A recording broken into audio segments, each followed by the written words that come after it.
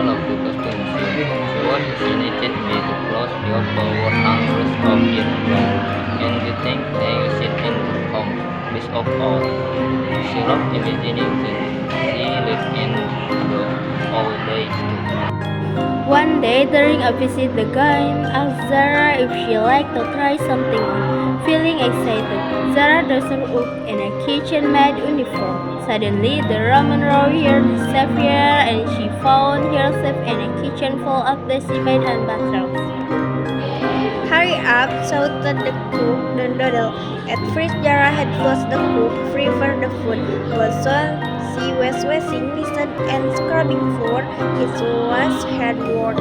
As Zara bent down, her cup fell off, and in a twinkling, the servant at the kitchen vanished.